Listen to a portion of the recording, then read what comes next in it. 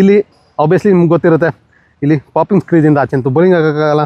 ಹಾಗೆ ಹಿಂದೆ ಎಷ್ಟು ದೂರದಿಂದ ಹಾಕ್ಬೋದು, ಇಲ್ಲಿ ನೀವು ತಿಳ್ಕೊಬೇಕಾಗಿರೋದು ಅಂಪೈರಿಂದ ಮುಂದೆ ಹಾಕಬೇಕು. ಬೇಕಾದ್ರೆ ಅಂಪೈರ್ ಅಲ್ಲಿದ್ದಾರೆ ಅಂದರೆ ನಾನು ಇಲ್ಲಿಂದ ಹಾಕ್ಬೋದು ಬೇಕಾದರೆ. Welcome back, this national TV presents cricket secret 100 days 101 cricket technique. So ಇವತ್ತು ಆಫ್ ಸ್ಪಿನ್ನಲ್ಲಿ ನಾವು ಕಲಿತಾ ಇರೋದು, ಅದು ನಾವು ಎಂಥ ಒಳ್ಳೆ ಬೌಲರ್ ಆದ್ರೂ, ಎಂಥ ವೆರೈಟಿ ಇದ್ರೂ ಎಕ್ಸಿಕ್ಯೂಟ್ ಕರೆಕ್ಟಾಗಿ ಮಾಡಲಿಲ್ಲ ಅಂದರೆ ಅದು ವೇಸ್ಟ್ ಆಗುತ್ತೆ. ಸೊ ಅದು ಎಕ್ಸಿಕ್ಯೂಟ್ ಹೇಗೆ ಮಾಡ್ತಾರೆ, ಹಾಗೆ ಸ್ಕ್ರೀಸು ಯಾವ ರೀತಿ ಯೂಸ್ ಮಾಡ್ತಾರೆ. ಎಕ್ಸಿಕ್ಯೂಟ್ ಮಾಡೋದಕ್ಕೆ ಸ್ಕ್ರೀಸೇ, ನಾವು ಎಷ್ಟು ಆಟ ಆಡ್ತೀವಿ ಸ್ಕ್ರೀಸಲ್ಲಿ ಅನ್ನೋದು ಇಂಪಾರ್ಟೆಂಟ್ ಆಗುತ್ತೆ. ಏನು ಯಾವ ರೀತಿ ಸ್ಕ್ರೀಸ್ನ ಯೂಸ್ ಮಾಡ್ಕೋಬೇಕು ಅನ್ನೋದಾದರೆ, ಇಲ್ಲಿ ನೀವು ನೋಡ್ಬೋದು, ಸಿಂಪಲಾಗಿ ಒಂದು ಸ್ಕ್ರೀಸ್ನ ಡಿಸೈನ್ ಮಾಡ್ಕೊಂಡಿದ್ದೀವಿ. ಇಲ್ಲಿ ಆಬ್ವಿಯಸ್ಲಿ ನಿಮ್ಗೆ ಗೊತ್ತಿರುತ್ತೆ, ಇಲ್ಲಿ ಪಾಪಿಂಗ್ ಸ್ಕ್ರೀಜಿಂದ ಆಚೆ ಅಂತೂ ಬೌಲಿಂಗ್ ಆಗೋಕ್ಕಾಗಲ್ಲ. ಹಾಗೆ ಹಿಂದೆ ಎಷ್ಟು ದೂರದಿಂದ ಹಾಕ್ಬೋದು, ಇಲ್ಲಿ ನೀವು ತಿಳ್ಕೊಬೇಕಾಗಿರೋದು ಅಂಪೈರಿಂದ ಮುಂದೆ ಹಾಕಬೇಕು. ಬೇಕಾದ್ರೆ ಅಂಪೈರ್ ಅಲ್ಲಿದ್ದಾರೆ ಅಂದರೆ ನಾನು ಇಲ್ಲಿಂದ ಹಾಕ್ಬೋದು ಬೇಕಾದರೆ. ಸೊ ಉದ್ದೇಶ ಇಷ್ಟೇ, ಅಂಪೈರ್ಗೆ ಕಾಣಬೇಕು, ಬೌಲಿಂಗ್ ಆ್ಯಕ್ಷನ್ ಕಾಣಬೇಕು, ಲೀಗಲ್ ಇದೆಯಾ ಇಲ್ವಾ ಅಂತ. ಸೊ ಅದನ್ನು ತಿಳ್ಕೊಳ್ಳೋದು ಇಲ್ಲಿ ನಿಮಗೆ ಫ್ಯಾಕ್ಟರ್ ಆಗುತ್ತೆ. ಒಂದು ಒಳ್ಳೆ ಸ್ಪಿನ್ ಬೌಲರ್ ಆಗಬೇಕು ಅಂದರೆ, ಅಥವಾ ಎನಿ ಬೌಲರ್ ಆಗಬೇಕು ಅಂದರೆ. ಸೊ ಸ್ಕ್ರೀನ್ನ ಯಾವ ರೀತಿ ಮಾಡೋದು ಅಂದರೆ, ಒಂದು ಸೈಡ್ ವೇಸ್ ಯೂಸ್ ಮಾಡ್ಬೋದು, ಮುಂದೆನೂ ಯೂಸ್ ಮಾಡ್ಬೋದು. ಇಲ್ಲಿ ಮುಂದೆ ಇಲ್ಲಿಂದನೂ ಹಾಕ್ತಾರೆ, ಕ್ವಿಕ್ಕರನ್ನು ಹಾಕ್ಬೇಕಾದ್ರೆ ಎಕ್ಸ್ಪೆಷಲಿ ಮಿಡ್ಲ್ ಆಫ್ ದ ಸ್ಕ್ರೀಜಲ್ಲಿ ಕೂಡ ಹಾಕ್ತಾರೆ.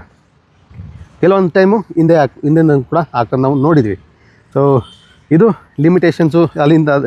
ಇನ್ನು ಸೈಡ್ ವೇಸು ನಮಗೆ ಇಲ್ಲಿ ರಿಟರ್ನ್ ಸ್ಕ್ರೀಸ್ ಅಂತ ಏನಿರುತ್ತೆ ಸೈಡಲ್ಲಿ, ಅದನ್ನು ಕ್ರಾಸ್ ಮಾಡೋ ಹೋಗಿಲ್ಲ. ಸೊ ಅದು ಇನ್ನು ಟೆಕ್ನಿಕಲ್ ರೇಂಜಿಗೆ ಹೋಗುತ್ತೆ, ಅದನ್ನು ಕ್ರಾಸ್ ಮಾಡೋದು ನೋಬಲ್ ಆಗುತ್ತೆ.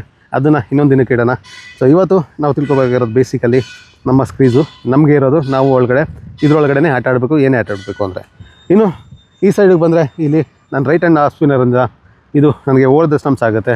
ಅದೇ ನಾನು ಇಲ್ಲಿ ಬಂದರೆ ಅರೌಂಡ್ ದ ಸ್ಟಂಪ್ಸ್ ಆಗುತ್ತೆ. ಇದು ಅರೌಂಡ್ ದ ವಿಕೆಟ್ ಬೌಲಿಂಗು ಒಂದು ಆಫ್ ಸ್ಪಿನ್ನರ್ಗೆ.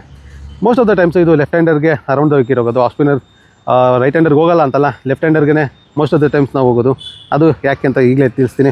ಇಲ್ಲಿ ಆ್ಯಂಗಲ್ ಕ್ರಿಯೇಟ್ ಮಾಡ್ತಾಯಿದ್ವಿ. ಸೊ ಆ್ಯಂಗಲ್ ಕ್ರಿಯೇಟ್ ಏನು ಮಾಡ್ತಾಯಿದ್ದೀವಿ, ಇಲ್ಲಿ ನನಗೆ ಒಂದು ಲೆಫ್ಟ್ ಹ್ಯಾಂಡರ್ಗೆ ಬಾಲ್ ಇಲ್ಲಿಂದ ಆಗ್ತಾಯಿದ್ದೀನಿ ಅಂದರೆ, ನನ್ನ ಯೂಶ್ವಲಿ ಪ್ರಾಕ್ಟೀಸ್ ಏನಿರುತ್ತೆ, ಅಥವಾ ಯಾವಾಗಲೂ ಪ್ರಾಕ್ಟೀಸ್ ಏನು ಮಾಡಿರ್ತೀವಿ, ಇಲ್ಲಿಂದ ಹೋದ ಸ್ಟಂಪ್ಸ್ ಹಾಕ್ಬೇಕಾದ್ರೆ ರೈಟ್ ಹ್ಯಾಂಡರ್ಗೆ ಔಟ್ಸೈಡ್ ಆಫು ಹಾಕಕ್ಕೆ ನೋಡಿರ್ತೀವಿ. ಇಲ್ಲಿ ಅದೇ ಲೆಫ್ಟ್ ಹ್ಯಾಂಡರ್ ಬಂದರೆ ಅವ್ರಿಗೆ ಔಟ್ಸೈಡ್ ಲೆಗ್ ಆಗುತ್ತೆ, ಅದನ್ನು ತಿಳ್ಕೊಬೇಕು ಇಲ್ಲಿ. ಸೊ ರೈಟ್ ಹ್ಯಾಂಡರ್ಗೆ ಔಟ್ಸೈಡ್ ಆಫ್ ಆದರೆ, ಇಲ್ಲಿ ಲೆಫ್ಟ್ ಹ್ಯಾಂಡರ್ ಇರೋದ್ರಿಂದ ಔಟ್ಸೈಡ್ ಲೆಗ್ ಹೋಗುತ್ತೆ. ಇಲ್ಲಿಂದ ನಾವು ತಿರುಗಿಸಿದಾಗ ಸಮ್ಟೈಮ್ಸ್ ವೈಡ್ ಹೋಗೋ ಚಾನ್ಸಸ್ ಜಾಸ್ತಿ ಇರುತ್ತೆ, ಯಾಕೆಂದರೆ ಮಸಲ್ ಮೆಮರಿ ಅಷ್ಟು ಬಿಲ್ಡ್ ಆಗಿರುತ್ತೆ ನಾವು ರೈಟ್ ಹ್ಯಾಂಡರ್ಗೆ ಜಾಸ್ತಿ ಹಾಕಿ. ಸೊ ಅದೇ ಇಲ್ಲಿ ನಾನು ಅರೌಂಡ್ ದ ವಿಕೆಟ್ ಬಂದಾಗ ನನಗೆ ಈಗ ಸೀರಿಯಸ್ ಆಗಿ ಈಗ ನನಗೆ ನನ್ನ position, alignment none of stump ರೇಂಜ್ಗೆ ಇರುತ್ತೆ ಲೆಫ್ಟ್ ಹ್ಯಾಂಡರ್ಗೆ. ಇಲ್ಲಿ ಜಾಸ್ತಿ ನಾನು ಯೋಚನೆ ಮಾಡಬೇಕಾಗಿಲ್ಲ. ಸೊ ಅದರಿಂದ ನಾನು ಇಲ್ಲಿಂದ ಕಂಟ್ರೋಲ್ ಮಾಡ್ಬೋದು ಔಟ್ಸೈಡ್ ಆಫ್ ಸ್ಟಂಪ್ಗೆ. ಇದು ಸ್ಕ್ರೀನ್ನ ಯೂಸ್ ಮಾಡ್ಕೊಳ್ಳೋದಕ್ಕೆ ಬೇಸಿಕ್ ನಾಲೇಜು.